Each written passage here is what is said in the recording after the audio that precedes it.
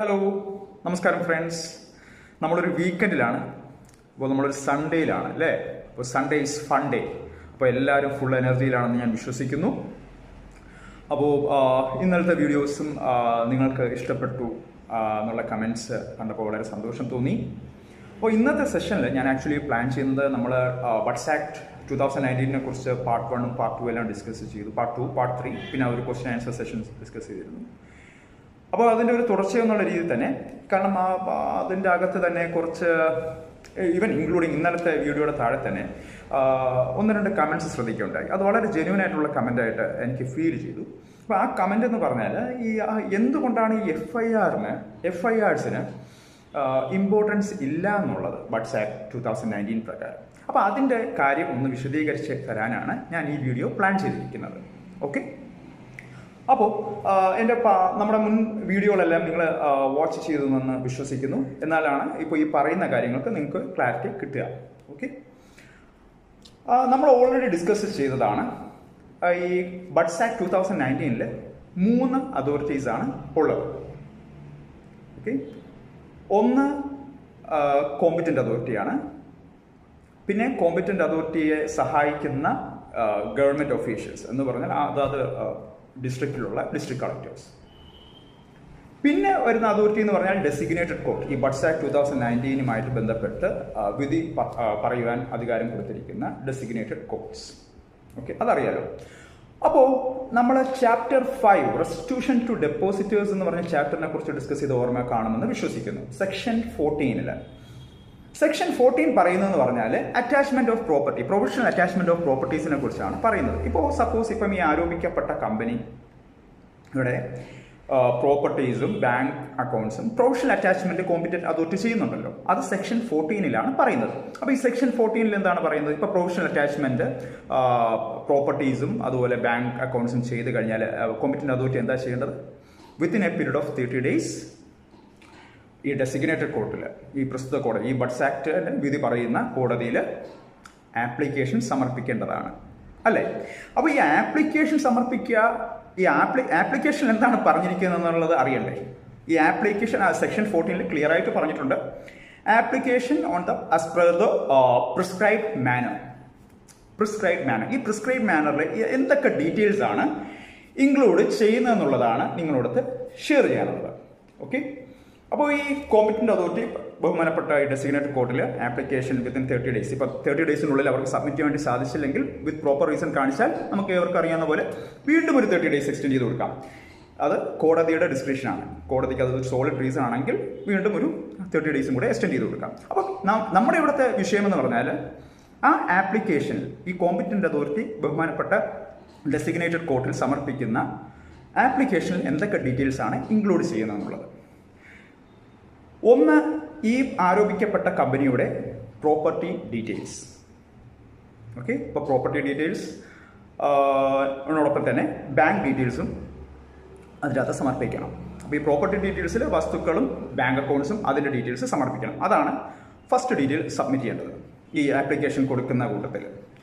രണ്ടാമത് വരുന്നതെന്ന് പറഞ്ഞാൽ ഈ ആരോപിക്കപ്പെട്ട കമ്പനിയിൽ ഡെപ്പോസിറ്റേഴ്സ് ഉണ്ടല്ലോ, എന്ത് നെയിം വിളിച്ചാൽ, ഇപ്പം മെമ്പേഴ്സ് ആണെങ്കിൽ ഇപ്പം മെമ്പേഴ്സ് ആയിരിക്കും ഡെപ്പോസിറ്റ്സ് കൊടുത്തിരിക്കുന്നത്. അപ്പോൾ ഡെപ്പോസിറ്റേഴ്സ് ലിസ്റ്റ് ഉണ്ടല്ലോ.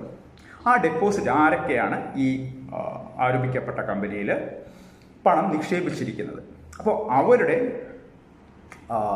ഡെപ്പോസിറ്റേഴ്സ് ലിസ്റ്റ്, അവരുടെ പേര്, വിവരങ്ങൾ, ബാക്കി ഡീറ്റെയിൽസ് കൊടുക്കേണ്ടതാണ്. പിന്നെ മൂന്നാമത്തെ ഡീറ്റെയിൽസ് സബ്മിറ്റ് ചെയ്യേണ്ടതെന്ന് പറഞ്ഞാൽ ഈ ആരോപിക്കപ്പെട്ട കമ്പനി ആർക്കൊക്കെ എത്ര എമൗണ്ട് കൊടുക്കാനുണ്ട്, ബാക്കി എത്ര പൈസ ബാക്കി കൊടുക്കാനുണ്ട്. കറക്റ്റ് വേർഡ് യൂസ് ചെയ്യുന്നത് ഡ്യൂസ് ഓഡ് എന്നാണ് നിയമത്തിൽ.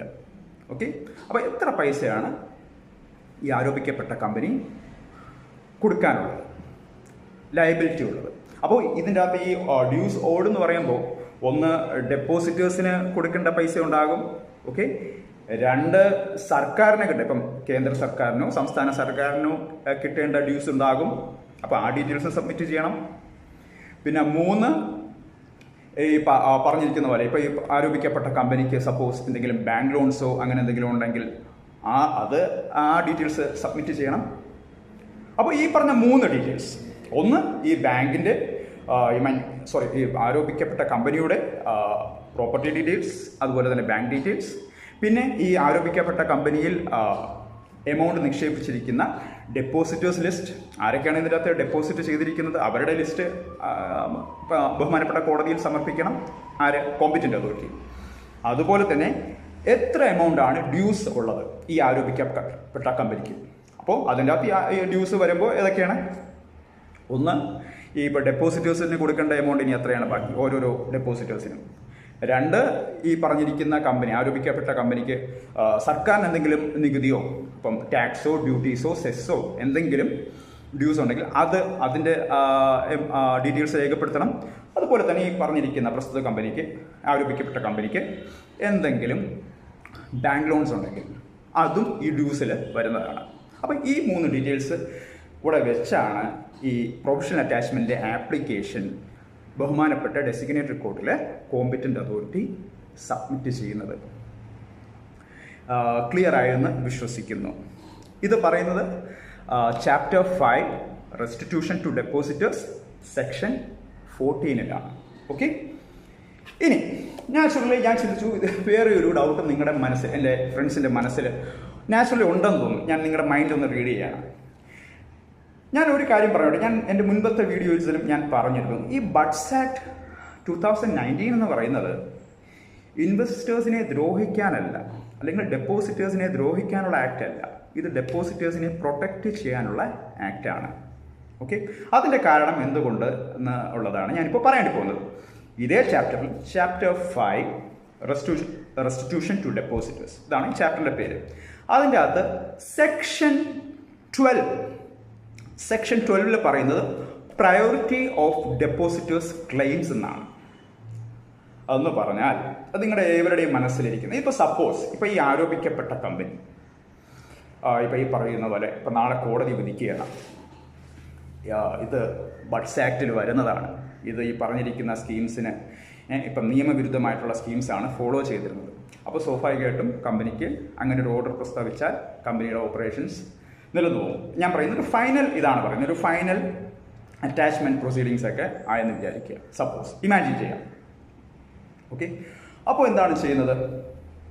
അപ്പോൾ സപ്പോസ് ഇപ്പോൾ കമ്പനി അങ്ങനെ ക്ലോസ് ചെയ്യുന്നെങ്കിൽ സെക്ഷൻ 12 പ്രകാരം, ഇപ്പോൾ നമുക്ക് പൊതുവേ നമ്മൾ കേട്ടിട്ടുണ്ടല്ലോ, ഇപ്പോൾ ഏതെങ്കിലും ഒരു കമ്പനി ക്ലോസ് ചെയ്യുന്നെങ്കിൽ അതിൻ്റെ അകത്തുള്ള എന്തെങ്കിലും എമൗണ്ട് ആ കമ്പനിക്ക് ബാക്കി ബാങ്ക് ബാലൻസോ എന്തെങ്കിലും ഉണ്ടെങ്കിൽ അത് സർക്കാർ എടുക്കും എന്നുള്ള മെസ്സേജസ് ആണ്, അല്ലെങ്കിൽ ഒരു അവയർനെസ് ആണ് നമ്മുടെ ഇടയിൽ കോമൺലി ഉള്ളത്. പക്ഷേ ഈ ബഡ്സ് ആക്ട് 2019 പ്രകാരം അങ്ങനെയല്ല.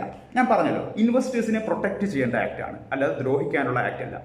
ഈ സെക്ഷൻ 12 പ്രയോറിറ്റി ഓഫ് ഡെപ്പോസിറ്റേഴ്സ് ക്ലെയിംസിൽ പറയുന്നതെന്ന് പറഞ്ഞാൽ, ഇപ്പോൾ സപ്പോസ് ഈ ആരോപിക്കപ്പെട്ട കമ്പനി ക്ലോസ് ചെയ്യുകയാണെങ്കിൽ അതിലുള്ള ബാങ്ക് അക്കൗണ്ടിലെ ബാലൻസ് എമൗണ്ട് ഉണ്ടല്ലോ, അത് ഈ പറഞ്ഞിരിക്കുന്ന ഡെപ്പോസിറ്റേഴ്സ് ലിസ്റ്റ്, അത് ഓൾറെഡി കോമ്പറ്റന്റ് അതോറിറ്റി ഈ ഡെസിഗ്നേറ്റഡ് കോർട്ടിൽ സബ്മിറ്റ് ചെയ്തിട്ടുണ്ട്. അപ്പോൾ അതിൻ്റെ അകത്ത് ഇപ്പം ഇന്ന ആൾക്ക് എത്ര പൈസയാണ് കൊടുക്കാനുള്ളത്, ഇന്ന ആൾക്ക് എത്ര എമൗണ്ടാണ് ഡ്യൂസ് ബാക്കിയുള്ളത്. അപ്പോൾ അതിൻ്റെ ബേസിസിൽ, അപ്പോൾ സപ്പോസ് ഇപ്പോൾ കമ്പനിക്ക് ഇപ്പോൾ അത്രയും ഫുൾ എമൗണ്ട് സെറ്റിൽ ചെയ്യാൻ വേണ്ടി ഉള്ള ബാങ്ക് ബാലൻസ് ഇല്ലെങ്കിൽ അതിനെ ബേസ് ചെയ്ത് പ്രൊപ്പോർഷനേറ്റ് ആയിട്ട് എമൗണ്ട് ഡെപ്പോസിറ്റേഴ്സിന് ഡിസ്ട്രിബ്യൂട്ട് ചെയ്ത് കൊടുക്കും. അതിൻ്റെ ഫുൾ അതോറിറ്റി എന്ന് പറഞ്ഞാൽ കോമ്പറ്റന്റ് അതോറിറ്റിയാണ്. അതിൻ്റെ ഫുൾ റെസ്പോൺസിബിലിറ്റി എടുക്കേണ്ടത് കോമ്പറ്റന്റ് അതോറിറ്റിയാണ്. അത് വേറൊരു സെഷനിൽ അതിനെക്കുറിച്ച് ഫുൾ ഡീറ്റെയിൽ ആയിട്ട് അത് പറഞ്ഞുതരാം, അതിൻ്റെ സ്റ്റെപ്സും ബാക്കിയുള്ള കാര്യങ്ങളൊക്കെ എങ്ങനെയാണ് അതിൻ്റെ പോകുന്നതെന്നുള്ളത്. അപ്പോൾ എനിക്ക് ഇവിടെ കൺവേ ചെയ്യേണ്ടതെന്ന് പറഞ്ഞാൽ, ബഡ്സ് ആക്ട് പ്രകാരം ഇപ്പോൾ സപ്പോസ് കമ്പനി ക്ലോസ് ചെയ്യുന്നെങ്കിൽ ആദ്യം പൈസ കിട്ടുന്നത് ഇതിലുള്ള ഡെപ്പോസിറ്റേഴ്സിനാണ്. അവർക്ക് കൊടുത്തു കഴിഞ്ഞതിന് ശേഷം എന്തെങ്കിലും ബാലൻസ് എമൗണ്ട് ഉണ്ടെങ്കിൽ മാത്രമേ സംസ്ഥാന ഗവൺമെൻറ്റിനോ അല്ലെങ്കിൽ കേന്ദ്ര ഗവൺമെൻറ്റിനോ കിട്ടേണ്ട ഡ്യൂട്ടീസോ സെസ്സോ ടാക്സസോ എടുക്കാൻ വേണ്ടി സാധിക്കത്തുള്ളൂ. അപ്പോൾ ആദ്യം ഫസ്റ്റ് പ്രയോറിറ്റി ഇതിൽ ഇൻവെസ്റ്റ് ചെയ്തിരിക്കുന്ന ഡെപ്പോസിറ്റേഴ്സിൻ്റെ പൈസ കൊടുക്കുക എന്നുള്ളതാണ് ബഡ്സ് ആക്ട് 2019 പ്രകാരം പറഞ്ഞിരിക്കുന്നത്. ക്ലിയർ ആണെന്ന് വിശ്വസിക്കുന്നു. ഓക്കെ. ഇനി ഒരു കാര്യം കൂടെ ഇനി പറയാനുള്ളത്, എനിക്ക് നിങ്ങളുടെ അറ്റൻഷൻ എടുക്കേണ്ടത് ചാപ്റ്റർ 8 മിസ്ലേനിയസിലാണ്. Chapter 8 miscellaneous section 34. ഈ സെക്ഷൻ 34 പറയുന്നതെന്ന് പറഞ്ഞാൽ, ഈ ബഡ്സ് ആക്ട് പ്രകാരമുള്ള കേസസ്, ഇപ്പൊ ഇന്ത്യയിൽ പല പല ആക്ടുകളുണ്ട് അല്ലേ, പല പല ആക്ടുകളുണ്ട്, പല പല നിയമങ്ങളുണ്ട്. അപ്പോൾ സെക്ഷൻ 34 ചാപ്റ്റർ 8 വളരെ ക്ലിയർ ആയിട്ട് പറയുന്നുണ്ട്, ബഡ്സ് ആക്ടിന്റെ പെർവ്യൂവിൽ വരുന്ന കേസസിൽ ബഡ്സ് ആക്ടിന്റെ നിയമം മാത്രമേ നടപ്പിലാക്കാൻ സാധിക്കത്തുള്ളൂ. അവിടെ ഉപയോഗിച്ചിരിക്കുന്ന ഒരു പ്രധാനപ്പെട്ട ഒരു ടേം ഉണ്ട് സെക്ഷൻ 34-ൽ, notwithstanding anything contained in any other law എന്ന് പറഞ്ഞാൽ വേറെ നിയമത്തിൽ വേറെ കാര്യങ്ങൾ പറഞ്ഞിട്ടുണ്ടെങ്കിലും ബഡ്സ് ആക്ടിൽ ആരോപിക്കപ്പെട്ട കാര്യങ്ങൾ ബഡ്സ് ആക്ടിന്റെ നിയമത്തിന് മാത്രമേ പ്രസക്തിയുള്ളൂ. അത് പറഞ്ഞിരിക്കുന്നത് ചാപ്റ്റർ 8 സെക്ഷൻ 34-ലാണ്. ഓക്കെ, അപ്പോൾ നമ്മളിന്ന് 3 പ്രധാനപ്പെട്ട കാര്യങ്ങൾ ഡിസ്കസ് ചെയ്തു. ഒന്ന്, ഈ പ്രൊഫഷണൽ അറ്റാച്ച്മെന്റ് ചെയ്യുമ്പോൾ ഈ കോമ്പറ്റന്റ് അതോറിറ്റി ബഹുമാനപ്പെട്ട ഡെസിഗ്നേറ്റഡ് കോർട്ടിൽ എന്തൊക്കെ ഡീറ്റെയിൽസ് ആണ് സബ്മിറ്റ് ചെയ്യേണ്ടത്. ഒന്ന്, ഈ ആരോപിക്കപ്പെട്ട കമ്പനിയുടെ പ്രോപ്പർട്ടി ഡീറ്റെയിൽസും ബാങ്ക് ഡീറ്റെയിൽസും. 2, ഈ ആരോപിക്കപ്പെട്ട കമ്പനിയിലുള്ള ഡെപ്പോസിറ്റേഴ്സിൻ്റെ ലിസ്റ്റ്, പേര്, വിവരങ്ങൾ, ഡീറ്റെയിൽസ്.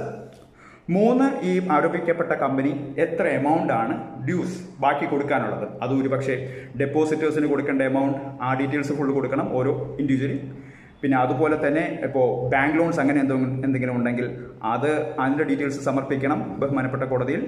അതുപോലെ തന്നെ ഇപ്പോൾ സംസ്ഥാന കേന്ദ്ര സർക്കാരുകൾക്ക് ഇപ്പോൾ GSTയോ അല്ലെങ്കിൽ ടാക്സസോ സെസ്സോ ഡ്യൂട്ടീസോ അങ്ങനെ എന്തെങ്കിലും എമൗണ്ട് കിട്ടാൻ ബാക്കിയുണ്ടെങ്കിൽ അതും ഈ ആപ്ലിക്കേഷനിൽ ബഹുമാനപ്പെട്ട ഡെസിഗ്നേറ്റഡ് കോർട്ടിന് മുമ്പാകെ കോമ്പറ്റന്റ് അതോറിറ്റി ആപ്ലിക്കേഷനോടൊപ്പം ഈ ഡീറ്റെയിൽസും സമർപ്പിക്കേണ്ടതാണ്. പിന്നെ നമ്മൾ ഡിസ്കസ് ചെയ്തത് എന്താണ്, സെക്ഷൻ 12-നെ കുറിച്ചായിരുന്നു. സെക്ഷൻ 12 എന്താണ്, പ്രയോറിറ്റി ഓഫ് ഡെപ്പോസിറ്റേഴ്സ് ക്ലെയിംസ് എന്ന് പറഞ്ഞാൽ ഇപ്പോൾ ഈ ആരോപിക്കപ്പെട്ട കമ്പനി ക്ലോസ് ചെയ്യുകയാണെന്ന് വിചാരിക്കുക ബഡ്സ് ആക്ട് പ്രകാരം. അങ്ങനെയാണെങ്കിൽ ആ ആരോപിക്കപ്പെട്ട കമ്പനിയിൽ ബാക്കിയുള്ള ബാങ്ക് അക്കൗണ്ടിലുള്ള എമൗണ്ട് പ്ലസ് അവരുടെ അസറ്റ്സ് വിറ്റ് കിട്ടുന്ന എമൗണ്ട്, അപ്പോൾ അതെല്ലാം കിട്ടിയിട്ട് ഒരു തുക കിട്ടുമല്ലോ. അപ്പോൾ ആ എമൗണ്ടിന് ഫസ്റ്റ് അർഹതയുള്ളത് ഈ കമ്പനിയിൽ നിക്ഷേപിച്ചിട്ടുള്ള ഡെപ്പോസിറ്റേഴ്സിനാണ്. അപ്പോൾ അവർക്കുള്ള പൈസ കൊടുത്തതിന് ശേഷം എന്തെങ്കിലും ബാക്കി ഉണ്ടെങ്കിൽ മാത്രമേ സംസ്ഥാന സർക്കാരിനോ കേന്ദ്ര സർക്കാരിനോ ഡ്യൂട്ടി ഇനത്തിലോ ടാക്സ് ഇനത്തിലോ സെസ് ഇനത്തിലോ എമൗണ്ട് കിട്ടാനുള്ളിൽ അതിൽ നിന്ന് എടുക്കാണ്ടി സാധിക്കത്തുള്ളൂ. അപ്പോൾ ഫസ്റ്റ് ക്ലെയിം ഡെപ്പോസിറ്റേഴ്സിനാണ്. അത് already depositors list competent authority കോർട്ടിൽ ഓൾറെഡി സബ്മിറ്റ് ചെയ്ത് കഴിഞ്ഞു. ഓക്കെ, പിന്നെ ഞാൻ പറഞ്ഞ സെക്ഷൻ എന്ന് പറഞ്ഞാൽ സെക്ഷൻ 34 ആണ്. അത് ചാപ്റ്റർ 8-ലാണ്. സെക്ഷൻ 34-ൽ പറയുന്നത് എന്താണ്, ബഡ്സ് ആക്ട് ആയിട്ട് ബന്ധപ്പെട്ടിട്ടുള്ള എല്ലാ കേസുകളും, ഇപ്പോൾ വേറെ ഏത് നിയമം നിന്നാലും ബഡ്സ് ആക്ട് സംബന്ധമായിട്ടുള്ള പെർവ്യൂവിൽ വരുന്ന കേസസ് ബഡ്സ് ആക്ട് പ്രകാരം മാത്രമേ ഡിസിഷൻസ് എടുക്കാൻ വേണ്ടി പറ്റത്തുള്ളൂ കോർട്ടിന്. അപ്പോൾ അതാണ് സെക്ഷൻ 34 ഡിസ്കസ് ചെയ്യുന്നത്. അപ്പോൾ ഏറെക്കുറെ എല്ലാം ക്ലാരിഫൈഡ് ആണെന്ന് വിശ്വസിക്കുന്നു. എന്തായാലും ഞാൻ മുൻപ് പറഞ്ഞ പോലെ തന്നെ ഇതിൻ്റെ ഇപ്പോൾ സപ്പോസ് അത് എന്തായാലും ഒരു സെഷൻ ചെയ്യണം, അത് നിങ്ങൾക്ക് ഒരു അവയർനെസ് തരണമെന്ന് ഞാൻ വിചാരിക്കുന്നു. എസ്പെഷ്യലി ഇപ്പോൾ സപ്പോസ് ഇപ്പോൾ അതിൻ്റെ എങ്ങനെയാണ് പ്രൊസീജിയേഴ്സ് എന്നുള്ളത്. ഇപ്പോൾ സപ്പോസ് ഇപ്പോൾ കമ്പനി ക്ലോസ് ചെയ്തു, അപ്പോൾ എങ്ങനെയാണ് കോമ്പറ്റന്റ് അതോറിറ്റി ബാക്കി ഇപ്പം ഫർദർ സ്റ്റെപ്സ് ഒക്കെ ചെയ്യുന്നത്, അതൊരു വീഡിയോ അതിന് വേണ്ടി ഈ ഒരു വീഡിയോയിൽ എല്ലാം കൂടെ പറഞ്ഞ് നിങ്ങൾ കൺഫ്യൂസ് ചെയ്യിപ്പിക്കുന്നില്ല. അതെന്തായാലും ഒരു സെപ്പറേറ്റ് ഒരു വീഡിയോ നിങ്ങൾക്ക് വേണ്ടി അത് ഞാൻ ഷെയർ ചെയ്യുന്നതാണ്. അപ്പോൾ ഇപ്പോൾ ഈ പറഞ്ഞിരിക്കുന്ന കാര്യങ്ങളെല്ലാം എല്ലാവർക്കും ക്ലിയർ ആണെന്ന് വിശ്വസിക്കുന്നു. നിങ്ങൾ തരുന്ന സപ്പോർട്ട് തന്നെയാണ്, ഞാൻ എപ്പോഴും പറയുന്ന പോലെ നിങ്ങൾ തരുന്ന സപ്പോർട്ടാണ് എനിക്ക് ഈ വീഡിയോസ് ചെയ്യാനുള്ള എനർജി. അപ്പോൾ ആ സപ്പോർട്ട് തന്നുകൊണ്ട് തന്നെ ഇരിക്കുക. Let it be positive support or negative support, full എനർജിയിൽ എനിക്ക് സപ്പോർട്ട് തരിക. ഓക്കെ, അപ്പോൾ വീക്കെൻഡാണ്, നിങ്ങളുടെ ടൈം എനിക്ക് അധികം എടുക്കാൻ തോന്നുന്നില്ല. കാരണം വീക്കെൻഡ് ഫാമിലി ടൈമാണ്. അപ്പോൾ നിങ്ങൾ നല്ലൊരു വീക്കെൻഡ് നിങ്ങൾക്ക് ഏവർക്കും ഞാൻ ആശംസിക്കുന്നു. Have A blessed Sunday. So see you soon. Thank you very much. Take care.